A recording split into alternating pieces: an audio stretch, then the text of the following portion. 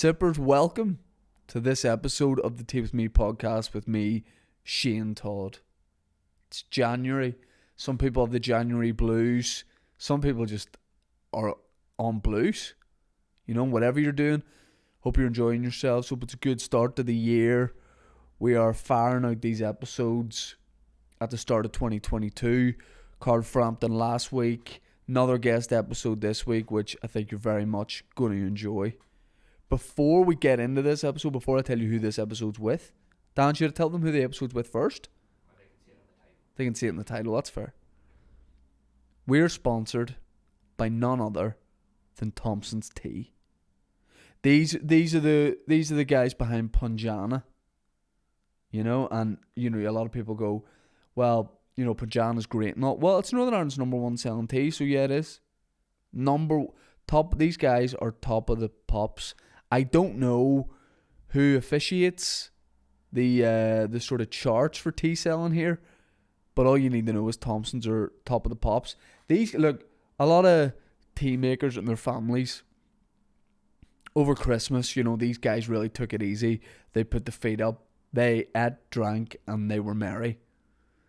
If you had gone to the Thompson family over Christmas and said, hey, you guys fancy coming out for a few drinks, having a bit of turkey? They would have told you to F off. They would have said, no, we're too busy making tea. These guys didn't stop for Christmas. The only presents they gave each other in the Thompson household was tea.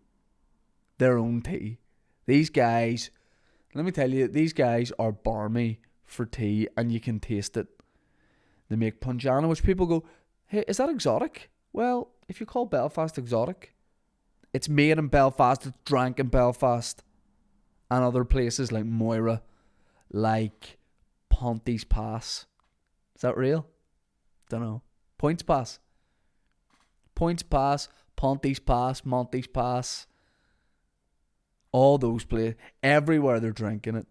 And if you don't already, you need to start. Our guest last week, Carl Frampton, sent me a wee video during the week. Weirdly, this is true. Just showing how strong the reseal tab is on these tea bags. That's fact. He sent me that video. Took me by surprise. But he's right. So just keep drinking Punjana. Shout out to Thompson Tea family. Guys, have a Christmas. Relax. But they can't. You know they won't. They're just too busy with it. They say the greatest gift you can give is a gift of Punjana. We're also sponsored by Manscaped. It's a new year. It could be a new you.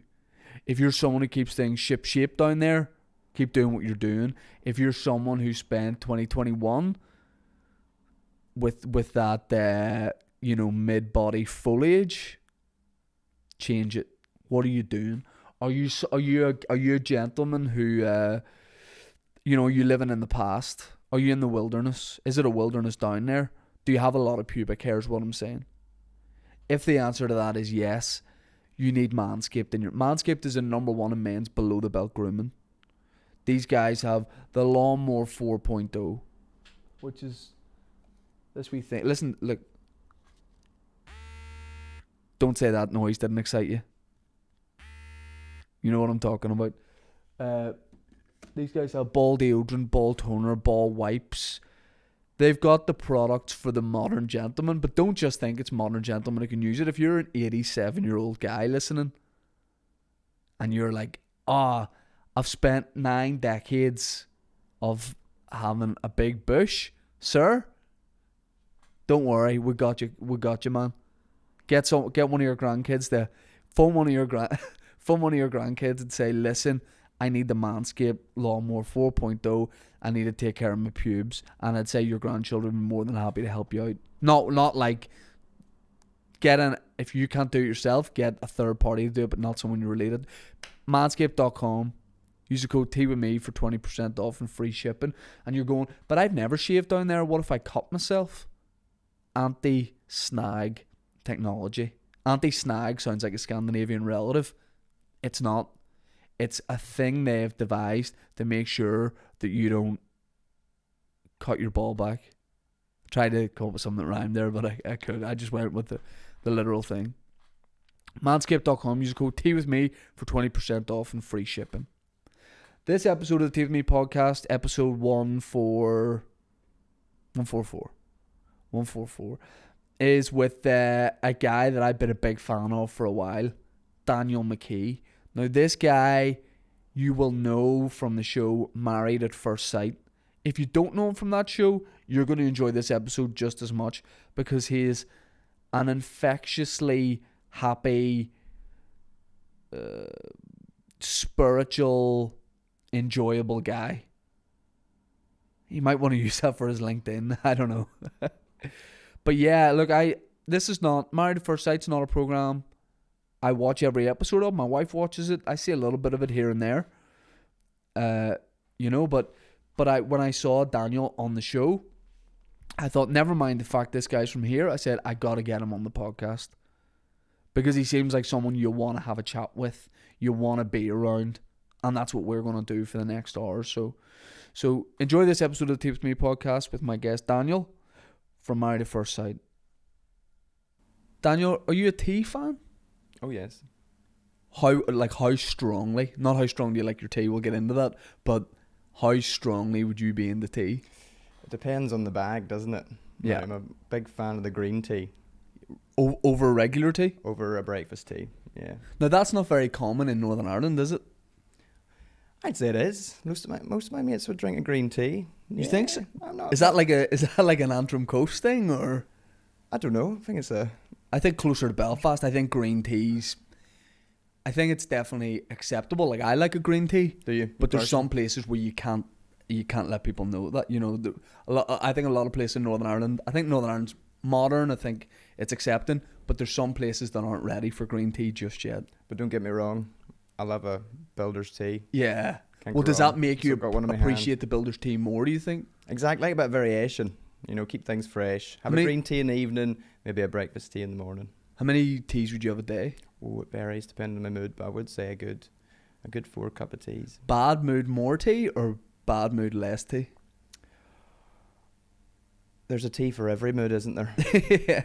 So it's hard to say. What's the tea for like really pissed off? Really pissed off, I'd say a strong breakfast tea. Get that caffeine. Black. Just give it more, more punch. Yeah. You know what I think's a real nice chilled? An Earl Grey. Oh, an Earl Grey. Yeah. Bit smoky for me though. I don't know. I said I don't like Earl Greys. Tastes like Bath. I would agree there. You said it though. You go to America, they give you ask for a tea, they give you Earl Grey with milk, and you got to pretend like it's okay. And you can't eat dairy, sure you'd get. Exactly. What would happen? I get almond milk. What would happen? I would just die. Just die. I've never tried dairy since I've got the dairy allergy. Okay. But I don't overreact, but I'm pretty sure it would just be instant death. Wouldn't end well. No, but I'm willing to, keep playing the odds. I like my tea so much. When you say almond milk, you sometimes worry people will put normal milk in it, but that's a risk. Take a risk. Yeah. That's a risk we take. Let me just say first of all, I'm a big fan of yours. You are? Big fan. I'm glad someone is. I think a lot of people. You're very. So for people who don't know or do know, Married at First Sight is a big show, and am I right in saying they do it in different parts of the world, as in, because I watched the Australian one. Oh yeah, but that's not Married at First Sight Australia, is it? That's just Married at First Sight. They happen to have it in Australia. Exactly. Yeah. I think there's a Married at First Sight USA as well, and then they have the Married at First Sight UK, and yeah, it's depending. So you have a honeymoon period, I think. So that's where you're maybe referencing. There's a yes, and then but most of it's actually filmed. It was in Brighton actually, right? For the majority of this show. Because I watched the Australian one and it was wild. Like my wife watches 90 Day Fiance and Married at First Sight. Okay. And Married at First Sight, the Australia one, so much drama. All the drama. Why? Like it was wild. But the series that you were on, that's just finished, the sort of UK series, seemed a lot more. Yes, there was drama, but it seemed, and I didn't see every episode of it, but it definitely seemed a lot more like authentic, or I don't know. The relationships were a bit. I think it was less about the drama and more about the actual like love and stuff. Like that. Yeah, well, I agree. So I've seen some of the Australian one. I actually watched it with my mum, and that was a big reason why I applied for the show, because they were like, well, if you think you could be married at first sight, and I was like, well, I'm not doing anything else, it's lockdown. Yeah. And yeah, I remember thinking, oh, there was a lot of drama, because truth be told, I also watched the UK one, and I actually thought it was going to be the same format. So as I was going through the process, one of the casting team informed me and said, just so you know, it's not the format that perhaps from the UK. It will be the Australian one, so it will be a bit more dramatized, because actually it is more dramatized compared to the previous one in the UK. Right. So again, I had to prepare for that. But it was good. But it seemed like, because here's when I first saw you. So with sort of more reality shows and things like that, what happens, the pattern is my wife watches the program from the outset. Right. I sort of happen to see a little bit of an episode, claim I'll probably not get into this, and then I get into it. So I don't. So at the start, there's a lot that I miss, and then I'm into it. Yeah. But she's watching TV. I'm not really like paying attention. I'm doing whatever, and then I just see a guy from home on TV. And here's what caught my eye. Here's instantly how I went, I like this guy. Was it the blouse? You were wearing you were wearing a white blouse. I don't know how to describe the outfit. I don't know where where you would get this outfit, right? But you can borrow mine. Don't worry, I got my own. I commissioned my own. I believe it. But you were wearing, like a white blouse, short type outfit, and I think this is a fair way to describe it. You were just really dancing around the cliffs of Antrim. Yeah, I'll agree there. You were on the cliff sort of, and I remember you said, you were like, "This is just what I do." And I remember watching it and going, I think sometimes shows like this, they set a lot of stuff up and they go, pretend you go to this gym or pretend you do boxing, get to know the person. But I instantly watched that and went, he does do this. I was like, I guarantee if the cameras weren't there, you would be doing this. You were flowing, you were moving, and I was like, I don't know who this guy is, but I need to watch his show and I need to get him on the podcast. Brilliant. There's nothing I would love. My ambition is that one day me and you are just on the cliffs in the gear, just like feeling the movement. But or on it. Exactly. But I instantly was like that. Straight away, I was like, me and my wife were both like, and we really like your husband too. But we were like, we like this guy because you are like yourself. I could tell in that moment there was no like awkwardness about you. You were just like, here, this is a bit of me, just dancing around the cliffs. Well, I'm glad we're here. I love that. Next week, me and you. Yeah. Is there a particular cliff you recommend? There's a few. The Causeway Coast itself, stunning, especially on a windy day. Like there's days where you have to hold on for dear life up there because it's so windy. But if you're up there flapping, but where do you get the outfit? The outfit for what? For the dancing? Yeah, I'm not dancing in blouse. Just let you know. Sorry to disappoint everyone. It was like a white flowing. I think there was shorts involved. There was like a long sleeve top, and it looks like something you get in like a. Like a gift shop of a tourist attraction centre. Yeah. That's what I was thinking. But instantly I was like, I'm invested in this. And then, like, some people that are watching that might not have seen the show.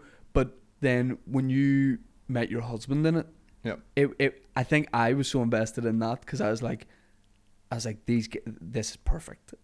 I think I said to my wife, I was like, this is perfect. Oh, good. And by the way, I'm just saying, like, I have a wife.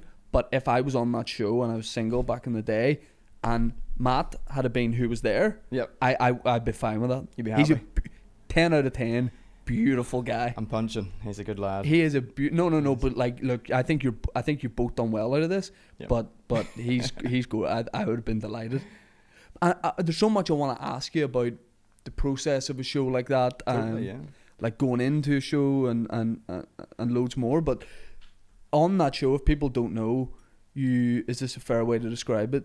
You go to the altar, and then that's the first time you meet the person that you are going to have a marriage with, the trial to see if you want to stay together. Exactly. So, how it worked for me, I applied in November.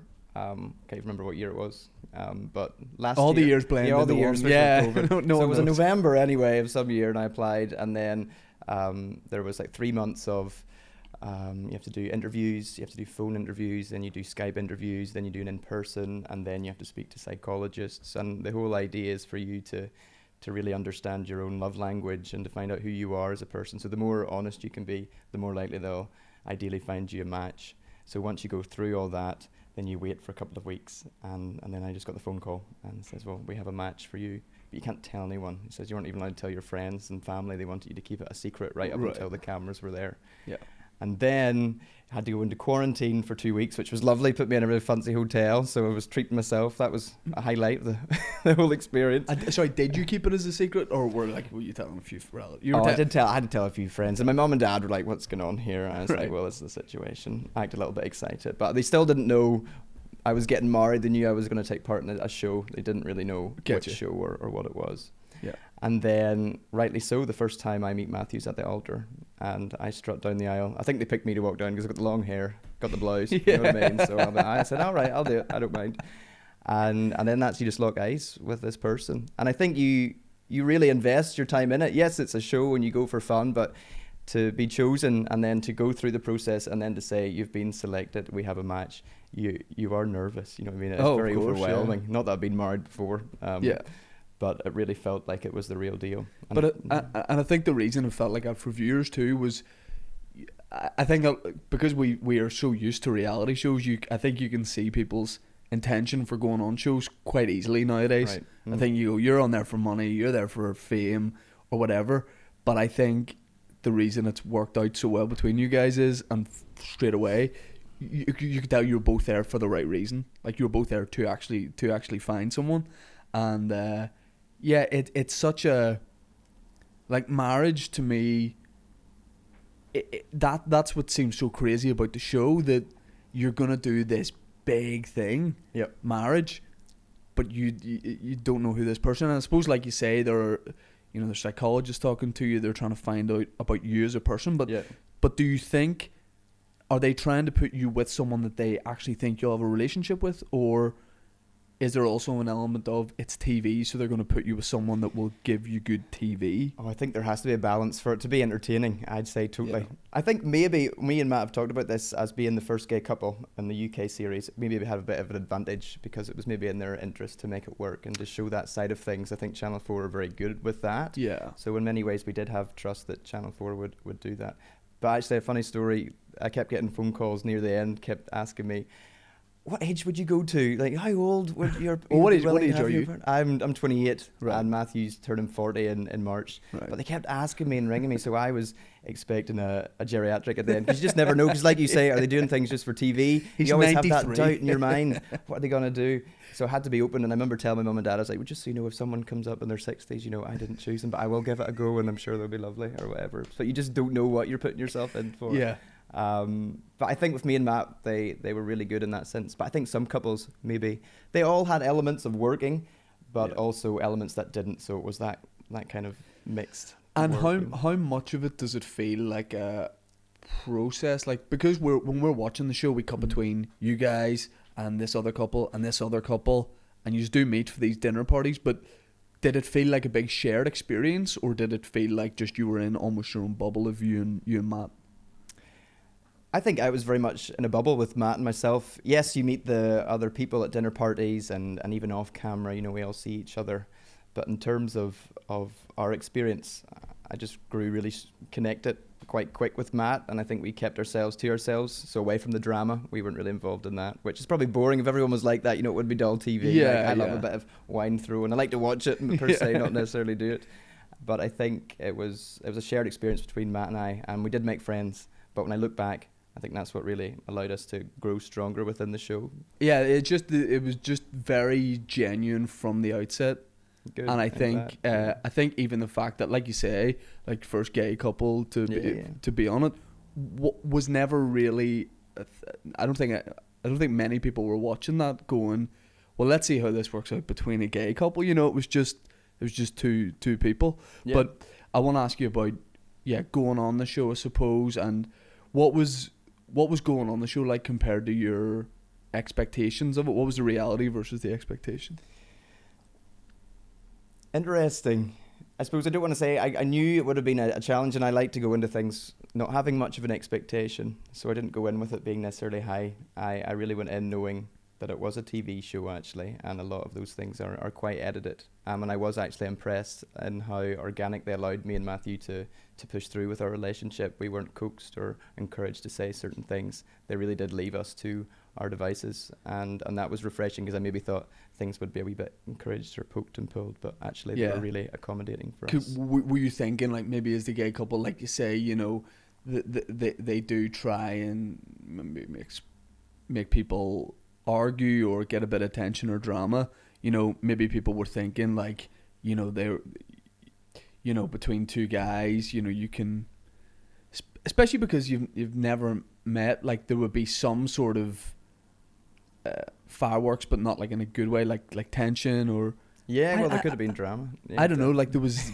zero. We were a bit dull maybe watching it back. We were, because we just got on, and we even said to each other off camera, you know, if this doesn't work out, the best thing that'll happen is we do find friends. And that sounds a bit cringy and cheesy, but we did say, I don't want an enemy, you know, if it doesn't work, let's embrace it and try it, and, you know, we'll leave it there. But it really just fell into place, and as the weeks got on, did you have any worries or fears about being a gay couple on TV, and about does being from here in any way play into that?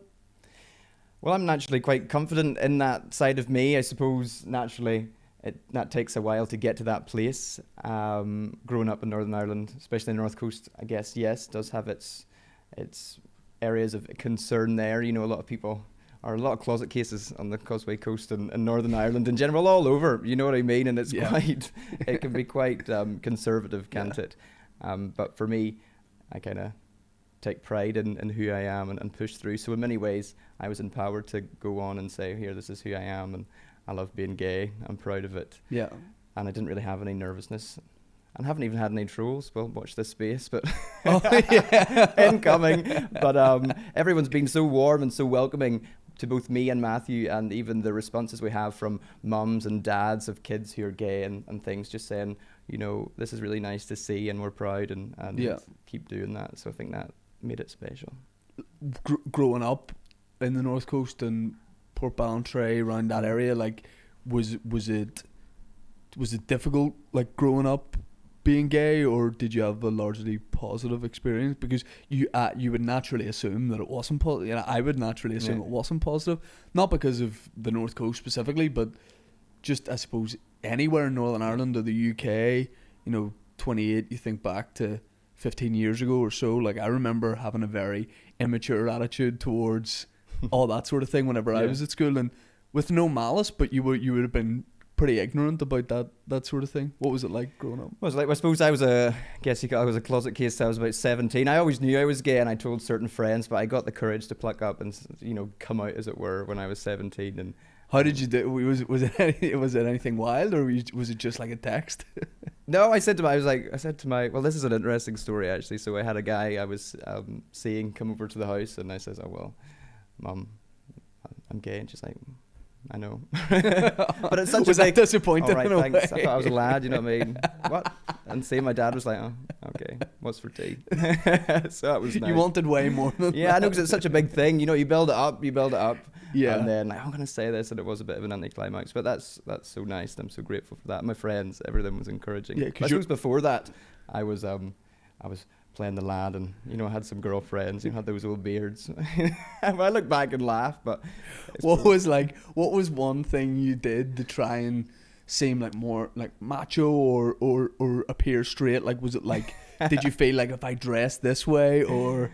Not necessarily, no. I never changed my dress sense, but maybe I would sit with a leg stance, you know, a bit of a lad. Wouldn't cross my legs when I wanted to. But now here, I'm all for it. You know what I mean? Yeah. So. Oh. Is there something you want to tell me? Oh, I'd want it way more dramatic. Your mum and dad seem like the nicest people. Like, when they were on the show, like, because that's one thing I was thinking, like, when I first see you guys at the altar, I'm like, oh, there's going to be family drama here. He's from home, you know, cue, like, you know, a father who like refuses to be part of the show or anything like that. But your mum and dad just like completely lovely. Oh no, they were proper up for it. Really friendly, really welcoming. They love Matthew. He's in Northern Ireland at the moment, so he's been spending Christmas and New Year's with them. Had they got any reservations about you going on the show just in general and being exposed to a big TV audience, or were they just... No, not at all actually, because I suppose they know me. I can be quite spontaneous and like to do things. And you're a free spirit. Free spirit, yeah. We'll go with that. But it's really hard to be like, it's not something you can try and be. You either are like someone who's just a free spirit and does what they feel, or you aren't. And it's very sometimes people just don't know how to take it, because I think a lot of people would be jealous of that. Like, you know, just doing what you feel and being who you are. Like, it's difficult. I guess so, but I suppose it's working on that, isn't it? Pushing through your insecurities, pushing through the ego, or pushing through what people think of you. And actually, I find such freedom in that. You have to maybe learn not to care what people think. Well, we all do, don't we? Whether we say that, and it's easy for me to say, but we all, to a certain degree, care what people think. But it's then how you impact that on your own life, isn't it? Yeah, I think to apply it to what I do, to stand up, like I would have tried to be like pretty cool. Okay. Yeah. Like, especially when I started stand up, and like not until that long ago. So if I was doing like, you know, a photo shoot, or I was doing an interview, I would have tried to come across as like pretty cool. And look, when the camera was out, I was going for like, you know, like more of a smoldering type pose. Yeah, one of those. And like the eyes were squinting a bit, and it just was not me, and it was naff.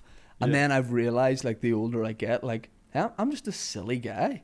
Like, I don't take myself seriously at all. So why am I trying to look serious? Yeah. And that's definitely helped my comedy, like leaning into the fact more, like, I'm a bit weird, I'm silly, and that's probably more who I am, instead of this, like, you know, smooth guy. Like, I'm not a smooth guy. Yeah. You know, so I think now with photo shoots, I'm more happy. Now, someone will definitely undermine me here and send a photo from a recent photo shoot in where I'm like, you know, in like a smoky subway or whatever, you know. Yeah, like, I want to see that. Yeah. with a serious expression. But I think, I think people love it when someone is themselves. But like you say, the show wasn't as edited as much as you thought it was. It was more organic. Were you... My thought with a show like that would be, you walk down the aisle, and you have this reaction of seeing your husband for the first time, and they go, "Cut. We're gonna do that again. Just pretend you haven't done that." Yep. Was there way less of that? That did happen actually, but just for different angles. Okay. So, but I think they used the original. Right. I think they just get it in the can, you know, to choose. But there was a couple of things that... But no, nothing had to be redone per se, just in terms it was a big shot. But in terms of conversations, it wouldn't say, "Oh, Dan, can you say it like this or do it like that?" Oh, okay. Not from our story anyway. You have to remember, you know, there's 8 different couples. Yeah. And they've got their own producers and teams of people. So I can only speak for me and Matthew's side, that they let us get on and things. Yeah. Yeah. But yeah, I mean, what would have been the biggest fear for you when you met the person you were sort of paired with? Like, what trait in the person, or like what would, when you were walking down the aisle, what would have been a red flag? I suppose someone who's there, as you say, for maybe the wrong reasons, someone who's there to cause drama, to cause outrage, and probably do anything that they would do to make sure they were in that light and they were intense. You know, I really did go in with true intentions, and actually someone who's quite calm as well. I really feel I got what I asked for with Matthew. So someone opposite to Matthew would have been bad for him. Would have been heavy, because it can be quite lonely in that. Just say if you did have a bad experience, which some of the other couples did, it can be quite scary and daunting, because you are there alone with people and there is pressure. So someone guy who was on my wavelength, which I thought was good. That guy, which there will always, like you say, with 8 couples, there's always going to be 1 or 2 that's tough viewing. Yeah. And for me, it was the guy whose name I don't know, but he had real like body image confidence problems, and he was coupled with the woman with blonde hair, and Luke and Morag. Yes. Yeah, Luke. And she was like, "Do a sexy dance for me," and he was clearly uncomfortable, and that was on TV. Yeah. I find that I don't take any joy in watching that kind of... I found that a totally different experience to watching you guys.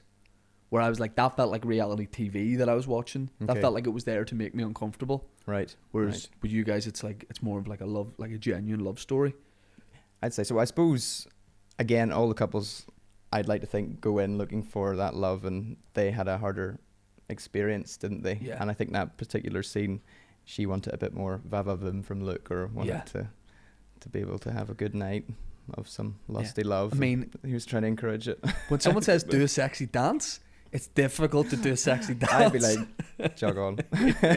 Oh, you'd head for the cliffs. I think I'd be there. I think you can pull it off. The only thing you need is altitude, and you can do it. I think there's a fine line between sexy though and But yeah, it's almost like 8 different shows within a show, and my wife wanted me to ask you, I don't really know what she means by this. When you meet for the dinner parties, Yep. there's often like, there's a little bit of, you're there for like fireworks really.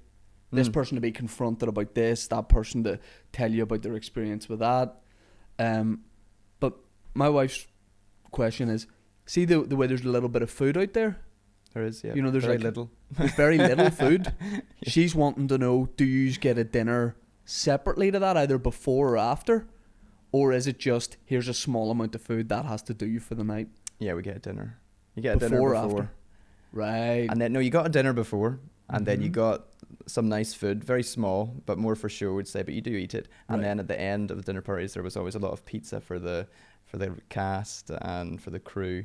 So you kind of got 3 dinners. There's a lot of eating. Yeah. And a lot of boozing as well. A lot of drinking and eating. It was a prolonged holiday. Do they like cut down on the booze a bit? That seems to be a thing with reality shows, that it used to be ply these guys with as much booze as possible, and now it feels like they can't do that as much.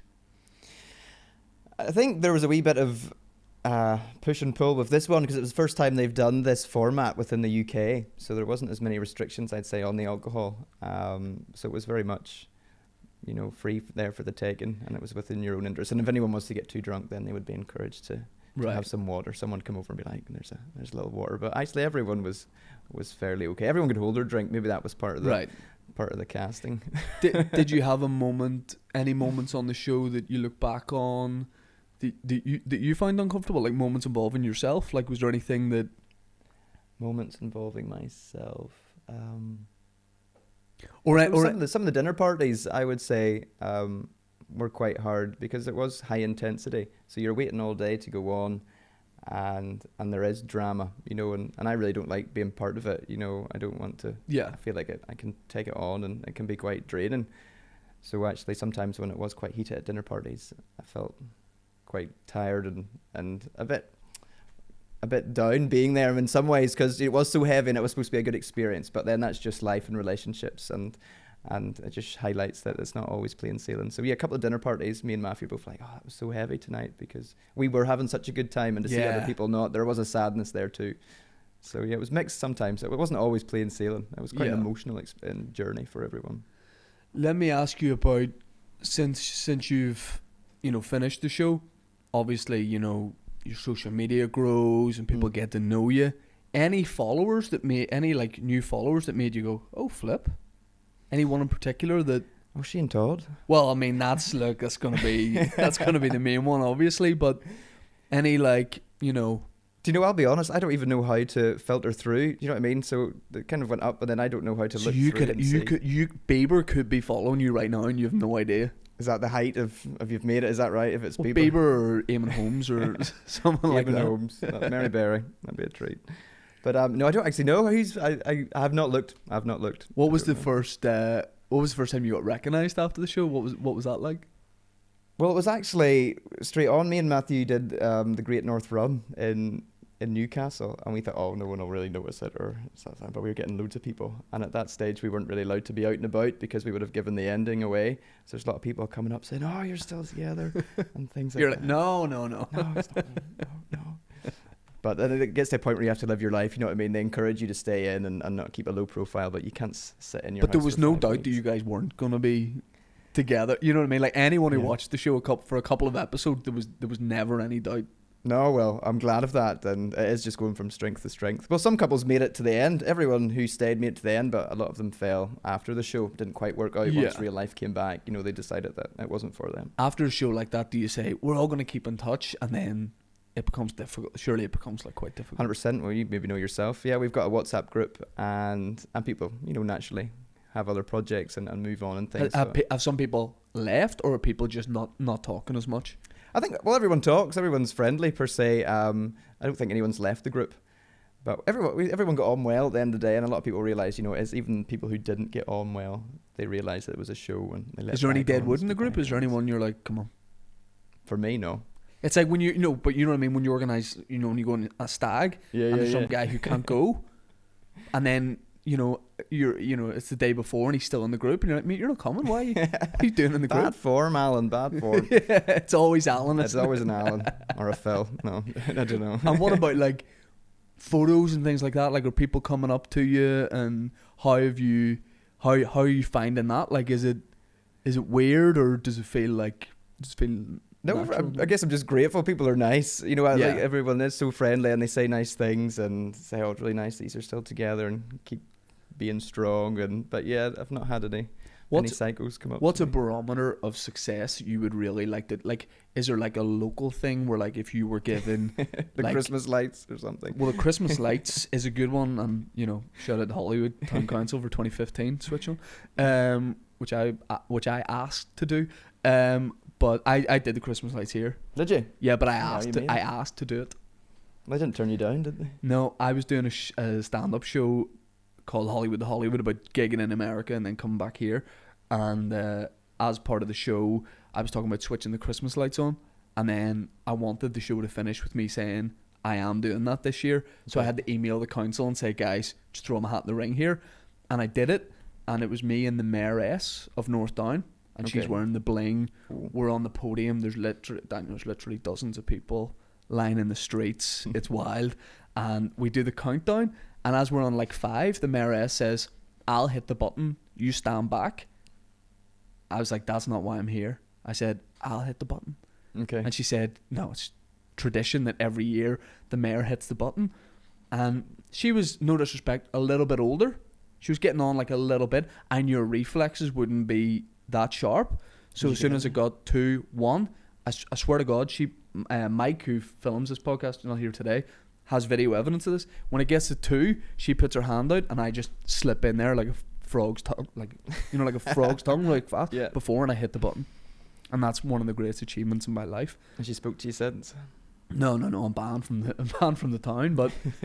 But would you like to get like the keys of Barry's for a day? Barry's Amusements? Well, not anymore. It's closed. There's no rights. It's coming back. Has it come back? I've heard. Let's create a petition. It needs to come back, doesn't it? What's the like North Coast thing where, like, if you get to do that, like, would you like to have like something in Morelli's named after you, or what, like on a Sunday? Yeah. Well, what kind? I was going to say chocolate fudge, but that'd be questionable. Not a chocolate fudge sundae.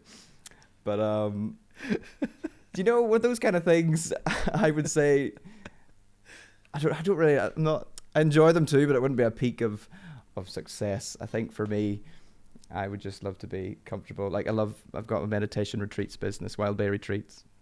Yeah. I want to ask you about that. If that was to go well and something I could do for a full-time job, that's my dream. I want to ask you about that because that's something I'd seen on your Instagram page. Yep. And when you say like a meditation retreat, yeah, I don't know what that is.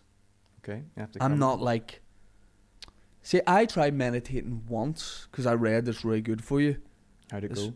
Well, I just was asleep. I just fell asleep. Because they're like, oh, you deep breathe in through the nose, out through the mouth. And you, in this one I was doing, you lie back with your hands on your chest. And I loved it. But then it was like the last 20 minutes. And then all of a sudden I was like, oh, whoa. So that was just, so I don't think I actually did the meditation. So doesn't sound like it, no. But it was relaxing. I know the benefit of all that. So it's like Pilates. Like I'll do Pilates once and go, this is brilliant. I'm going to do this every week. And then I just don't do it. Do you think everyone needs to take time to like meditate and relax and all that sort of? Because I'm quite a like go guy, but maybe that'll catch up with me at some point. I don't know. Yeah, I say it's so important. I suppose we all know people, and if you're close to a friend, everyone's got issues, haven't they? Like, whereas anxieties, worries, stresses. I think it's so important for people to take even 5 minutes. You know what I mean? 5 to 10 minutes of their day to just focus on their breathing, and it's building up that platform. And I think it's like going to the gym, isn't it? It's like a rewiring. You know, you train your body. Yes. You know what I mean? You can rewire your brain to be a bit more succinct and a bit more focused and mindful. And actually, there's another way of life for people if they do get out of that constant flux of their mind. You know, take things in, see things differently, slowing the self down, all by. Well, there's many different kinds of meditation. I love conscious movement meditations. That's, in a silly way. That's what you were doing, that I saw. Using music, honing in on moving the body and breathing. And once you get past your ego and not caring about looking a bit silly, that's difficult for me to get past. We'll work on it. It's so big that I can't. I try and go around it, and then it gets bigger. No, I definitely like the idea of that, and I would do it. I would like to do that. I'll come and do that, honestly, like, because I'm very much like, not that I'm skeptical in general, but I go, I don't know if I need to do that, or I feel about it, but I would definitely go into it with an open mind. We can't lose, nothing to lose.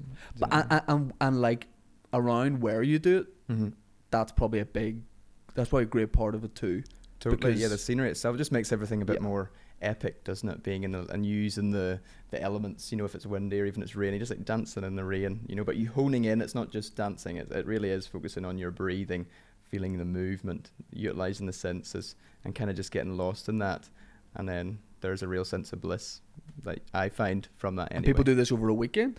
Over a weekend, yeah, Friday to Sunday. So you come and... Do they have any booze? Don't have any booze by retreats. Not this one, but each one can be slightly different. It could be like a wine and dance weekend. But kind of say, I think hit the cliffs, conscious movement, breathing, kind of cider. We're into something. That's a whole new level, which I wouldn't rule out. I'm fond of the cider myself. But yeah, I mean, it's something that I probably should do more.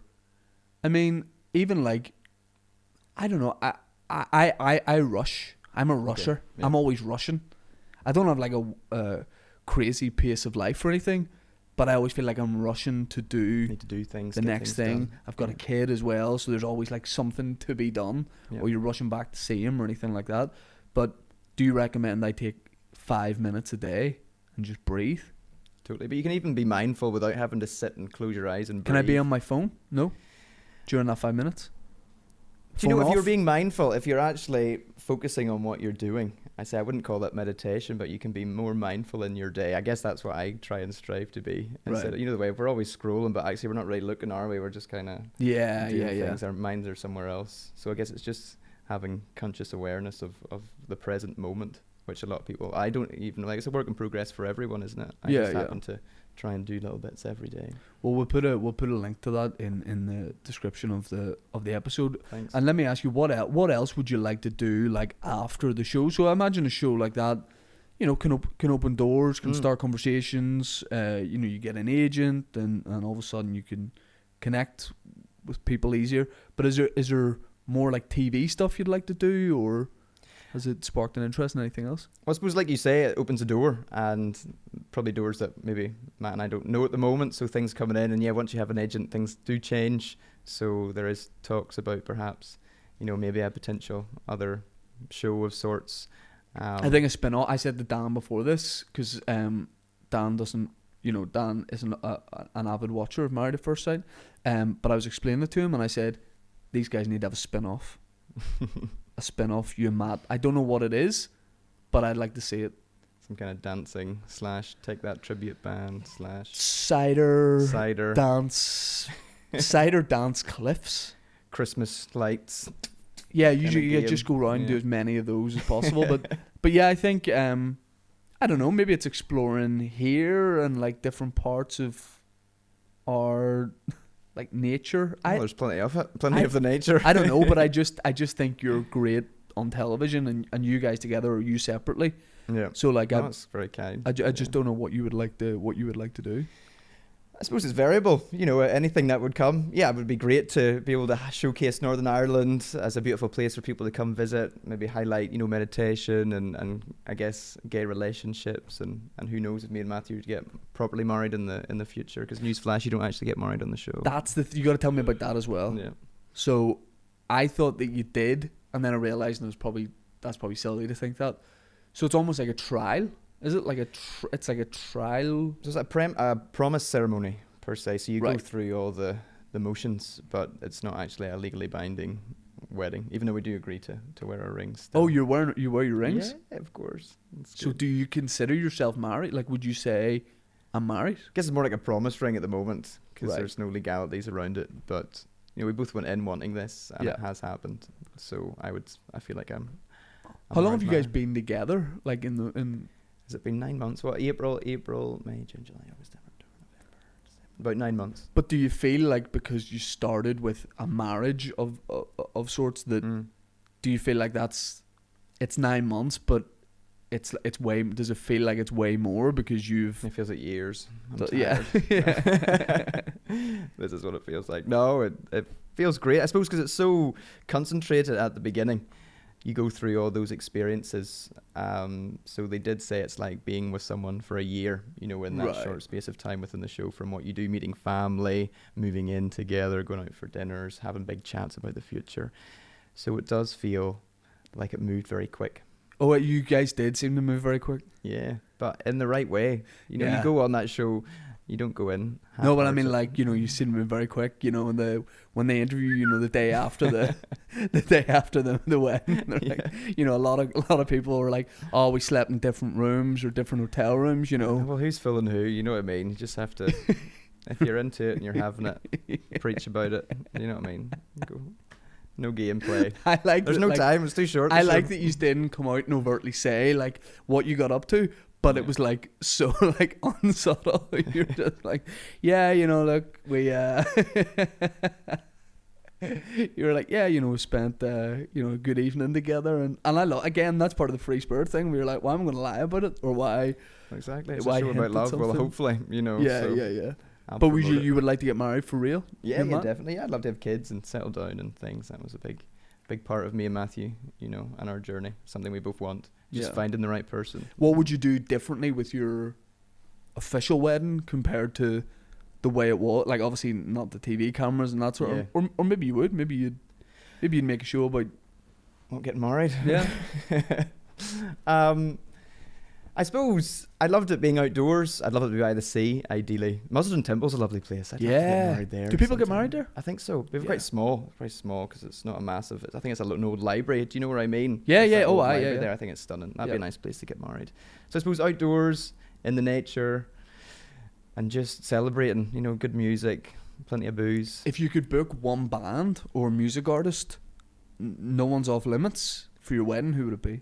Who would it be? Do you know what? I love this band called Edward Sharp and the Magnetic Zeros. Do you know them? Edward Sharp and the Magnetic Zeros? Yeah. No. They've got some killer songs. What's the vibe? Is it like, is it music you can flow to? Yeah, it's proper like feel good. I don't even know what you'd call it. It sounds like you could get folky them music. I thought you were going to say like the Rolling Stones. I was like, that'll be difficult, but Edward Yeah, Sharp you and the think, 'cause Magnetic you haven't Zeros, heard of them. they Yeah, do it. yeah. It's my dad's band. No. Would you like to have kids soon, or that's a long term thing? Well, I guess he's punching 40, isn't he? So I suppose Ancient. aging. He's getting a bit older. So realistically, within, I say 3 years, and we'd want to adopt if we were to have kids. So that takes a bit of a process and going through different interviews and meetings and things. So that would be a bit of a slow road. So yeah, definitely down the adoption route. It's exciting. I get excited talking about it. So Yeah. Oh yeah. Have you always wanted to be a dad? yeah. Mm-hmm. I've always wanted to be a dad. Like from like a weirdly young age. Now, I don't want to be a dad at that. Like for not like No. at 11, I wasn't like I need A teen dad. need a kid. Now, that's a show in itself. Yeah. But like, yeah, being a dad is just like the best thing ever. And I've always like from when I was a kid, I was like, oh, I'd love to be a dad someday. But it's better than you think it is. Yeah. if you're into the idea, you think it's going to be good, but it's like it's just different every day. Like It's another one in you think? Yeah, I would like to. Yeah, I would like to. I think there's definitely like a magic number. Okay. You know what I mean? Where like I think that'd be good, and you know I'm 33. Is still like I'm relatively young. Mm-hmm. You know, fast runner. Fast. I can climb things well. I can run after my son, but I think. Yeah, no rush. I would like to have more kids, but it's just I can't recommend. If you're looking at recommendation, I can't recommend it enough. It's Okay. It's weird. It's weird. Like, plus I go through like sometimes I can be very not emotional about it. Like I'm not just walking about crying all day, like looking after my Holding son. your son. Yeah, blubbing. But I'm definitely going through like a period. I think it's Christmas. You know. You see, like my son's 1.5, and he still doesn't understand Christmas, but it's just been like the most amazing thing because you sort of lose that. Well, some people just love Christmas. I kind of lost that. I'm not a Scrooge, but like very indifferent to Christmas. Yeah. And now like it's the thing to get excited It's for. magical. Did you do that elf on the shelf thing? No, again, No. he's probably too young for that, and I don't like trends. Okay. I like to come to the party later. Everyone's doing the elf on the shelf. I'll wait until it's not cool anymore, and then I'll start doing it. But it Okay. seems like it seems like a lot of effort. It does. Yeah. Yeah. I think it's like an every night thing, isn't it? Yeah, and then you got to post that on social media. What are your mates doing? Make that more elaborate. Did you hear about that Grinch? The Grinch like party service thing? No, what's Dan, that? did you hear about this? You heard about this? Right, this is hectic, right? There's this like business, like local business, and they offer this Christmas service where the Grinch, someone dressed as the Grinch, will come to your house and come in, and your kids are there, and he'll, throw a bit of what would you say, like, I don't know, he'll mess the place up a bit. Sounds a bit He'll terrifying. push over your Christmas tree, Okay. and he'll mess up a few bits and pieces, and he'll leave, and the kids are like, the Grinch has come to like ruin this. But then, and it's terrible.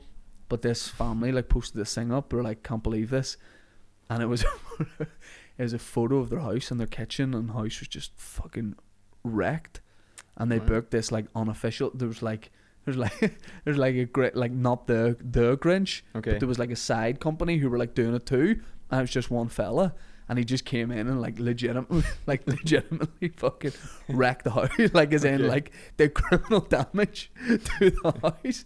And there's a photo. It's so bad, but there's like a photo, and the ma's like, "Oh, cheers to the not going to recommend this service," and like the carpet's wrecked, all sorts of things. Oh, dear. Dan, you probably put that up on screen. It was Dan, who did it, but I can't believe it. but yeah, Christmas is pretty cool. I want to go on a retreat. You'd be very welcome. How different? How do you think I'm going to feel different after it? I suppose by putting yourself out and doing something different, a bit fun. I'd like to think that. How long is it? It's from Friday to Sunday, and it's not just movement meditation. So we have silent sitting. We go for a cold dip in Silence. the sea. No, hold on. Here's the thing about me. Might be hard for you. I like to chat. Yeah. So how long is the silent sitting? Well, it varies. Probably once we finish some stretches, it'll be about 30 minutes. Oh, does it count when I'm talking about myself? We'll put you in a separate room. Yes, a dip in the sea. I'm okay with that. Okay, good. I can Where'd do you that. be? Do you think you? Yeah. Oh yeah. No, I can do that. For it. Yeah. Good. The first 5 minutes is hell, but Once you're in. then you feel like almost like a warm feeling, even when the water's really cold. Yeah. Just like a warm hug. It's exhilarating. Really I good. love it. Can I go play football on Saturday? Sure. As long as you're back for the evening meditation. Right? Yes. We'll book you in. Yeah. Okay, done. That sounds good. Daniel, I really appreciate you coming on the podcast. No, thanks for thanks having very me. much for coming down to Hollywood. Your first time in Hollywood. First, yeah. Will Not you my come last. back? Oh, with pleasure. Do you like tray bakes? Love a tray bake. Oh, I love You're a in the right 15 place. or a Malteser bun, or the mint arrow buns. Mint arrow buns, good. Little bit old school. Yeah, Don't know if you'll find them in Hollywood. is that right? We're more. I'd imagine you'd have kind of like a berry and white chocolate scone. It's that kind of vibe, isn't That's it? exactly, and we're talking a like baby 15 chino. quid. A baby chino, and yeah, everything's overpriced, but that's okay because everyone's doing well here. It's a win-win. Daniel, thanks very much. I appreciate Thank you you. coming on the podcast, and cheers. Thank you very much.